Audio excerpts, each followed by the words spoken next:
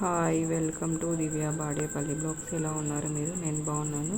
ఈరోజు మా ఊరు దగ్గర ఉండే నల్లగంగమ్మ టెంపుల్కి వెళ్ళాము. అది చాలా పవిత్రమైన టెంపుల్. ఇది మెయిన్ రాయచోటి నుంచి పీలేరు, తిరుపతి, చిత్తూరుకు వెళ్ళే మధ్య దారిలో ఉంది. రాయచోటి నుంచి 14 కిలోమీటర్స్.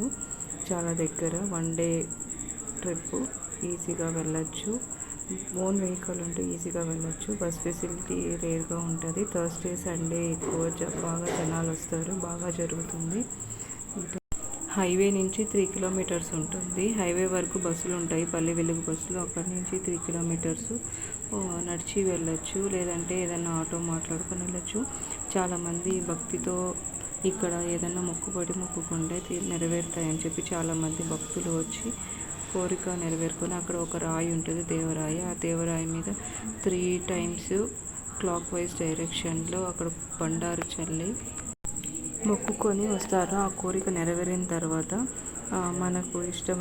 మనకు దేవతకి ఏమి ఇస్తామంటామో ఆ కోరిక నెరవేర్చుకుంటారు. కానీ కొంతమంది ఇక్కడ పొట్టేలు, మేక బలి ఇచ్చి అమ్మవారికి శాంతి చేసుకుంటారు. అక్కడే భోజనాలు చేసుకొని రిలేటివ్స్ అంతా పిలుచుకొని ఇలా కూడా సెలబ్రేట్ చేస్తారు. ఈ టెంపుల్ చాలా ఫేమస్. ఈ టెంపుల్ సమ్మేపల్లికి దగ్గరగా ఉంటుంది. గుడి కూడా చాలా బాగా డెవలప్ చేస్తున్నారు. ముందు చాలా చిన్న టెంపుల్ ఉంది, ఇప్పుడంతా కన్స్ట్రక్షన్స్ కంప్లీట్ చేస్తున్నారు. చాలా బాగుంది టెంపుల్ కూడా. సరౌండింగ్ ప్లేసెస్, మనం అక్కడ స్టే చేయొచ్చు. అక్కడే ఫుడ్ కూడా ప్రిపేర్ చేసుకొని తినడానికి సూపర్గా ఉంటుంది. ఇక్కడ నల్లరాయి గంగమ్మ చాలా పవర్ఫుల్ దేవుడు. మీకు దగ్గరగా ఉంటే ఒకసారి విజిట్ చేసి దర్శనం చేసుకోండి అమ్మవారి టెంపుల్.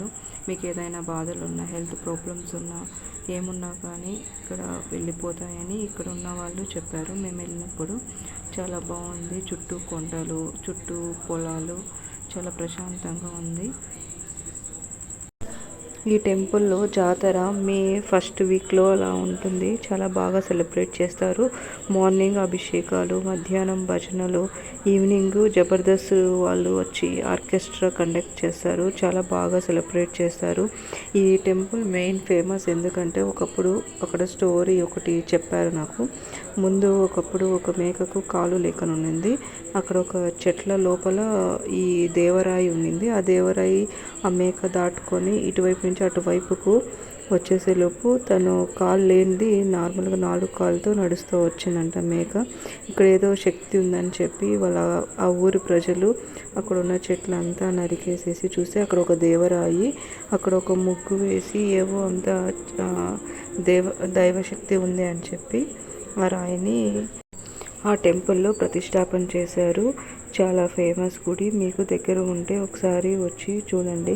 ఇక్కడ అంతా కూడా ఫెసిలిటీస్ చాలా బాగా పెట్టారు. మీకు ఈ వీడియో నచ్చినట్లయితే మరిన్ని వీడియోస్ కోసం నా ఛానల్ని సబ్స్క్రైబ్ చేయండి, లైక్ చేయండి, షేర్ చేయండి, కామెంట్ చేయండి. Thank you.